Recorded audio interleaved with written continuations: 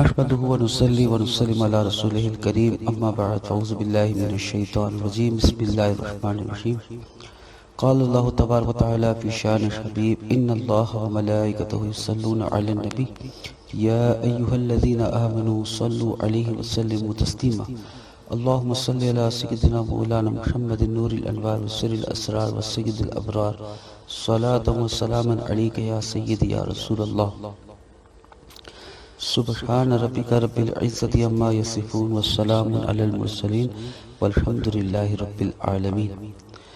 عزیزان محترم، مقدس مہینے کے مقدس شب و روز میں یا کوئی بھی اسلامی تہوار یا عیدین کے جو دن آتے ہیں تو مسلمانوں میں یہ رواج قائم ہے کہ وہ اپنے اہل خانہ، پڑوسی، رشتہ دار و دیگر عزیز و اقارب یہاں تک کہ اپنے دوستوں سے بھی معافی طلب کرتے ہیں۔ یہ بہت ہی اچھا اور احسن طریقہ ہے اور ہونا بھی چاہیے، کیونکہ ہمارے مذہب نے ہمیں عفو و درگزر کا درس دیا ہے، اور جس سے معافی طلب کی جائے اسے بھی چاہیے کہ وہ معاف کر دے، ورنہ بروز محشر اس کی سخت گرفت ہوگی۔ اور جو کسی کو معاف کر دے، چاہے معافی مانگنے والا ہی حق پر ہو، تو اسے جنت کے کناروں پر گھر ملنے کی بھی خوشخبری زبان مصطفیٰ صلی اللہ تعالی علیہ وسلم سے عطا ہوئی۔ اور جو اپنے معاملات ختم کر کے خود معافی مانگنے کو جائے تو وہ جس سے معافی مانگی ہے اس سے پہلے جنت میں جائے گا۔ یہ بات تو مسلم ہے کہ معاف کرنا بہت بڑے دل کی نشانی ہے۔ حضور نبی کریم صلی اللہ تعالی علیہ وسلم کا فرمان عالی شان ہے، سب سے اچھا عمل یہ ہے کہ کسی کو معاف کر دیا جائے۔ معاف کرنے سے آپس میں کینہ ختم ہو جاتا ہے۔ اللہ تعالیٰ معاف کرنے والا ہے اور معافی کو پسند فرماتا ہے۔ ارشاد نبوی ہے کہ حضور نبی کریم صلی اللہ تعالی علیہ وسلم یہ ارشاد فرماتے ہیں، جو قدرت رکھنے کے باوجود معاف کر دے تو اللہ تبارک و تعالیٰ اسے اس دن یعنی یوم محشر کے دن معاف فرمائے گا۔ جب بندے قیامت کے دن کھڑے کیے جائیں گے تو ایک ندا آئے گی، وہ لوگ کھڑے ہو جائیں جن کا اجر اللہ تبارک و تعالیٰ کے ذمہ ہے، وہ لوگ جنت میں داخل ہو جائیں۔ سوال ہوگا، اے اللہ کس کا اجر تیرے ذمہ ہے؟ تو ارشاد باری تعالیٰ ہوگا، وہ لوگ جو لوگوں کو معاف کر دیتے ہیں وہ لوگ بغیر حساب کتاب کے جنت میں داخل کر دیے جائیں گے۔ سبحان اللہ۔ معاف کرنے سے عزت اور عاجزی کرنے سے بلندی حاصل ہوتی ہے۔ اس بدنصیب دور میں لوگوں نے گناہ گاروں سے نفرت تو کرنا شروع کر دی ہے۔ گناہ سے نفرت واجب بھی ہے، مگر گناہ گاروں سے نفرت کرنا ایک بہت بڑا گناہ ہے۔ جو غلطی کر نہیں سکتا وہ فرشتہ ہے، جو کر کے نادم ہو وہ انسان ہے، اور جو ہٹ درم ہو وہ شیطان ہے۔ رشتے کی کمزوری کی سب سے بڑی وجہ غلط فہمی اور سخت رویہ ہے۔ جب یہ سوچ لیا جائے کہ سامنے والا 1000 بار غلط صحیح مگر ہے تو میرے نبی کا امتی، اگر عیب نظر آنے سے محبت کم ہو جاتی تو اللہ تبارک و تعالیٰ اپنے بندوں سے کبھی محبت نہ فرماتا۔ وہ ہمارے ظاہری اور باطنی تمام گناہوں کو جانتے ہوئے بھی ہم کو 70 ماؤں سے بڑھ کر چاہتا ہے، ہم سے محبت فرماتا ہے۔ مذہب اسلام میں طعنہ دینے کی بھی اجازت نہیں، اگرچہ وہ برائی اس کے اندر موجود ہو۔ ایک روایت میں ہے کہ لوگوں اگر کوئی انسان کوئی گناہ کرتا ہے اور پھر وہ توبہ کر لیتا ہے تو اس کے بعد پھر کسی نے اگر اس کو اس گناہ کا طعنہ دیا تو اے لوگوں، جس نے طعنہ دیا اسے تب تک موت نہیں آ سکتی جب تک وہ خود یعنی طعنہ دینے والا اس گناہ میں مبتلا نہ ہو جائے۔ آج کل ہم کیا دیکھتے ہیں کہ گناہ گاروں سے نفرت کی جاتی ہے، ان کو طعنے دی جاتے ہیں، ان کے پیچھے آوازیں کسی جاتی ہیں۔ تو جب وہ معافی تلافی کر چکا ہے، اپنے رب سے معافی مانگ چکا ہے، وہ ذلیل و رسوا ہو چکا ہے، تو اب مزید ضلالت و رسوائی سے اس کو بچانے کے لیے اس سے محبت کی جائے، اس سے پیار کیا جائے اور اس کو اپنے قریب لایا جائے تاکہ وہ کبھی دوبارہ اس گناہ کی جانب نہ جائے۔ دو جہاں کے خالق و مالک عز و جل تو ایک ہی توبہ پر معاف فرما دیتا ہے، مگر یہ خاک کا پتلا انسان بڑا ہی جاہل اور ظالم اور انتہائی شریر ہے، جو معاف کرنے کی سوچ سے بھی ناواقف ہے اور خود سب سے معافی کا طلبگار ہوتا ہے۔ ہر ایک سے کہتا ہے مجھے معاف کر دو، مجھے معاف کر دو، مجھے معاف کر دو، اور پھر معافی مانگنے کے الگ الگ طریقے بھی اختیار کیے جاتے ہیں جو میں آپ کو بتاتا ہوں۔ جب بھی شعبان المعظم کا مبارک مہینہ جلوہ گر ہوتا ہے تو لوگ ایک دوسرے کو معافی نامے کے پیغام ارسال کرتے ہیں، مگر شاید وہ یہ نہیں جانتے معافی طلب کرنے کا مطلب کیا ہے اور معافی کس سے طلب کرنی چاہیے۔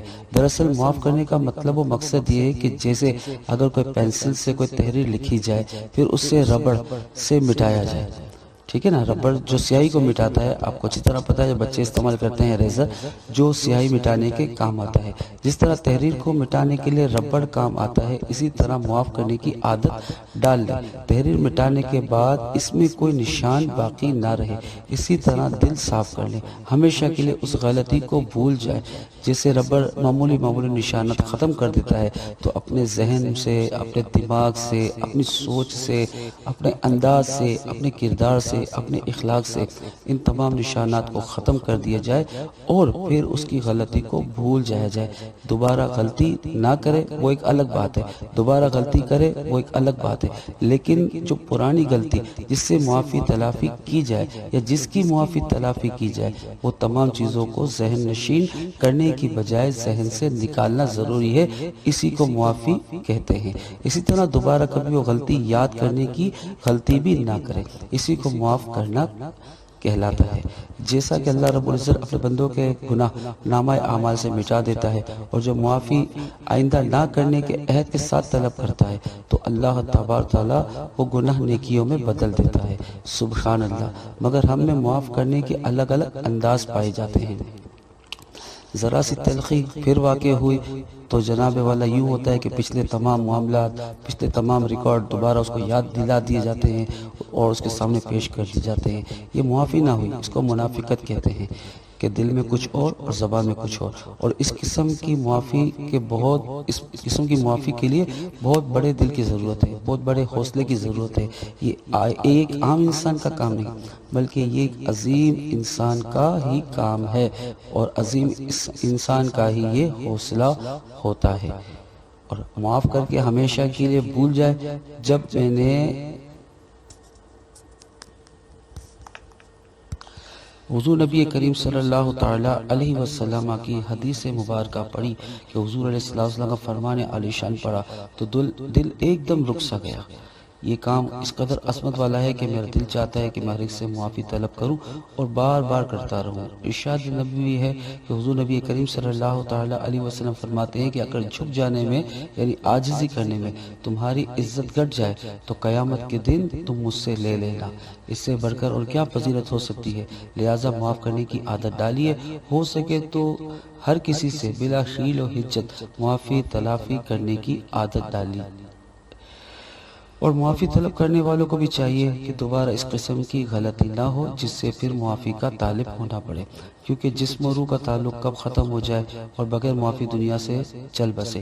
یہی وجہ ہے کہ مرنے والے کی برائی سے اسلام نے روکا، کیونکہ جب وہ دنیا سے جا چکا تو اب اس کا اس کے رب کا معاملہ ہے۔ اب آپ کو معافی کا موقع میسر نہیں آئے گا کہ آپ اسے معافی مانگ سکیں، لہٰذا اس کی تعریف کے علاوہ کوئی برے الفاظ اس کے لیے نہ کہے جائیں۔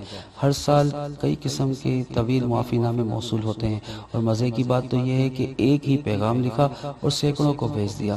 یہ معافی کا انداز نہیں ہوتا، یہ صرف ایک رسم ہے جو نبھا رہے ہیں۔ دراصل ہم اپنی چند روزہ زندگانی میں اس قدر مصروف ہو چکے ہیں کہ ہمیں یہ بھی یاد نہیں رہتا کہ ہم نے کس کس کو کس کس طریقے سے اور کس کس کو کس کس انداز سے رسوا کیا، یہ سب ہم بھول جاتے ہیں۔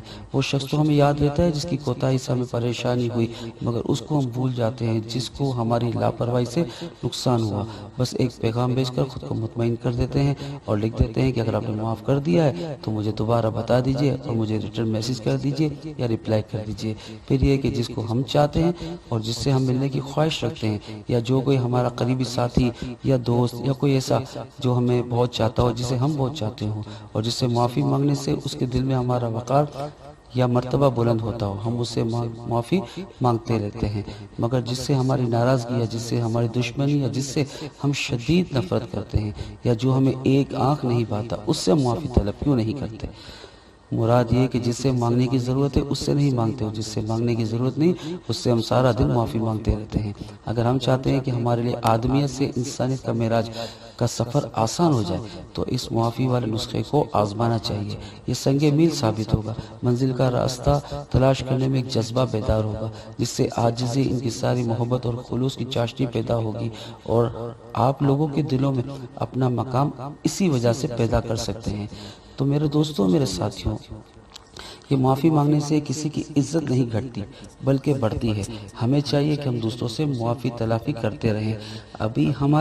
آج کل ہمارے معاملات کچھ ایسے ہیں کہ ہمارے لفظوں کے اندر وہ کشش نہیں، ہمارے حرفوں کے اندر وہ اثر نہیں، ہمارے جملوں کے اندر کوئی اثر پیدا نہیں ہوتا۔ اس کی وجہ کیا ہے؟ اس کی وجہ یہ ہے کہ ہم نے نصیحتیں کرنا شروع کر دی ہیں، ہم نصیحتوں پہ عمل نہیں کرتے۔ اگر ہم کسی سے معافی تلافی کرتے ہیں یا کوئی ہم سے معافی مانگتا ہے تو ہمیں تھوڑی دیر کے لیے یہ سوچ لینا چاہیے کہ اگر اس کی جگہ میں ہوتا، جو غلطی اس سے ہوئی ہے اور وہ معافی طلب کر رہا ہے، اگر یہی غلطی مجھ سے واقع ہوتی تو میرا حشر کیا ہوتا، میرا معاملہ کیا ہوتا، میری سوچ کیا ہوتی۔ یقیناً جب آپ اپنے آپ کو اس کی جگہ پر تھوڑی دیر کے لیے بھی کھڑا کر کے سوچیں گے تو جواب آپ کے سامنے ہوگا۔ اللہ تبارک و تعالیٰ سے دعا ہے کہ اللہ تبارک و تعالیٰ اپنے حبیب علیہ الصلوۃ والسلام کے صدقے ہمیں صحیح معنوں میں ایمان کی دولت سے مالا مال فرمائے، حضور نبی کریم صلی اللہ علیہ وسلم کی ہر احادیث پر عمل کرنے کی توفیق عطا فرمائے، اور اللہ تبارک و تعالیٰ ہمیں معافی مانگنے کی اور معاف کرنے کی عادت سے مالا مال فرمائے۔ وآخر دعوانا الحمدللہ رب العالمین۔